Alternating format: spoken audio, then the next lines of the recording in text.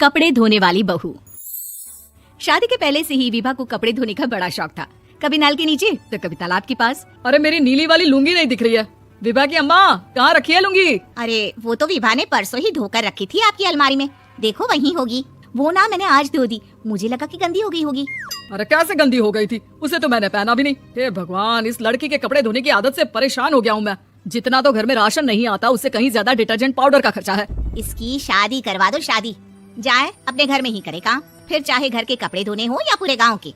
हाँ ठीक बोल रही हूँ, देखता हूँ मैं कोई लड़का। वो दिन भी आ जाता है जब विभा को देखने लड़के वाले आ जाते हैं। लड़की मुझे अच्छी लगी। होने वाली सास कहती है, बेटी अगर कुछ पूछना है तो पूछ लो। वैसे तो हमारी लड़की बहुत ही शर्मीली है, जो बोल दो वो मान लेती है, इसे क्या पूछना होगा। अरे कैसी बात कर रही हो माँ, मुझे इन लोगों के घर रहना है, सवाल तो कई है। हाँ हाँ बेटा पूछ लो ना, क्या पूछना है। आप लोगों के घर कपड़े कौन धोता है? सास का मुंह बन जाता है। देखो अगर तुम ये कहना चाहती हो कि तुम्हें कपड़े धोने नहीं आते तो सुन लो, कपड़े मैं ही धोती हूँ, लेकिन तुम्हारे आ जाने के बाद मैं रुमाल तक नहीं धोऊंगी। अरे चुप रहना भगवान, बहू बेचारी घर आई नहीं, उसे डराना शुरू कर दिया। वो क्या है ना बिटिया, अभी तक तो ये कल्लू की माँ ही धोती थी, लेकिन अब तुम्हारे पापा तो दहेज में वॉशिंग मशीन देंगे ही। तभी विभा की माँ बोल पड़ती है, सवाल भी पूछा तो क्या। वैसे भाई साहब, मशीन की तो फिर भी कपड़े धोने की कैपेसिटी होती है, मतलब जो बिटिया दे रहे हैं ना विभा, इसे कपड़े धोने का बहुत शौक है। ये आप लोगों के क्या आस पड़ोस गांव मोहल्ले सबके कपड़े धो दे और उफ तक ना करे। बाहर देखा नहीं आपने कितने कपड़े सूख रहे हैं, सब हमारी बिटिया ने ही तो धोए हैं। बस भी करो ना माँ, शर्म आ रही है इतनी तारीफ सुनकर।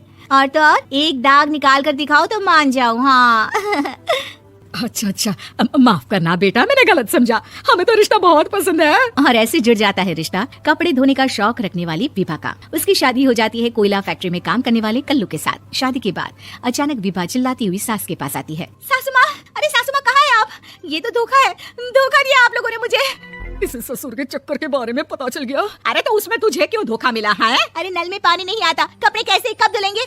अच्छा तू पानी नहीं आ रहा उसकी बात कर रही है। तो आपने क्या सोचा?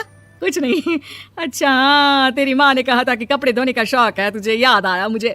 शौक बोलकर कपड़े धोने वाले मेरे जुनून को कम ना आके सासू माँ, कपड़ा धोना मेरा गुरूर है। तभी पति भी वहाँ आ जाता है। अभी मैंने इसे सनी देओल की फिल्म दिखाई है, उसी के डायलॉग मार रही है माँ। अच्छा सुन, साफ साफ बता रही हूँ, पानी सुबह 4 से 6 और शाम को 10 से 12 आता है, समझी? विभा टाइमिंग सुनकर हैरान हो जाती है। ये क्या भूतों का मोहल्ला है? सुबह 4 बजे उठकर कौन कपड़े धोता है? 4 बजे टंकी में पानी जाता है, फिर सारा दिन धोना ना, किसने मना किया? अरे कैसी बात कर रही है, 200 लीटर की टंकी में कितने कपड़े धो लूंगी मैं, सुबह ही उठ जाऊंगी मैं। अब क्या था, विभा सुबह 4 से लेकर रात के 12 बजे तक कपड़े ही धोती रहती। एक रोज सास पड़ोस से निकलकर कहीं जा रही होती है कि साथ वाली कहती है, हाँ कल्लू की माँ, जरा ये बताओ कि 2 साड़ी है, 2 ब्लाउज और एक पेटीकोट और एक नाड़ी वाला लंबा कच्छा। हाँ तो? अरे तो क्या, कितना लोगी धुलाई ये बताओ। धोबन दिख रहे हैं हम क्या? हमारे पति सरकारी नौकरी से अभी रिटायर हुए हैं और बेटा सुपरवाइजर है कोयला फैक्ट्री में। धोबन समझ रखा है हमें? हाय रे कल्लू की अम्मा, माफ कर दो, वो तो मोहल्ले में यही सब बता रहे थे कि तुमने बहू को कपड़ा धुलवाने के काम में लगा दिया है। सास को पड़ोसन की बात सुनकर गुस्सा आ जाता है। वो घर पहुंचती है जहाँ घर के बाहर ही इतने सारे कपड़े सूख रहे होते हैं जितने कि किसी धोबन के घर पर। अरे ओ कल्लू की दुल्हन, बाहर निकल। माँ जी यहीं आ जाओ, बाथरूम में चादर धो रहे हैं हम। अरे अभी हम धोते हैं, तुमको बाहर निकलो। ये आस पड़ोस वाले बोल रहे हैं कि हम बहू से कपड़े धुलवा कर उसे कपड़ा धोने वाली बना दिए हैं। अरे छोड़ो ना माँ जी, किन लोगों की बातों में आती हो। आस पास के लोगों का तो काम ही होता है कि वो किसी तरह सास बहू को लड़ा दे। बहू सारे घर के कपड़े धोती है, ये क्या कम है? बोलिए।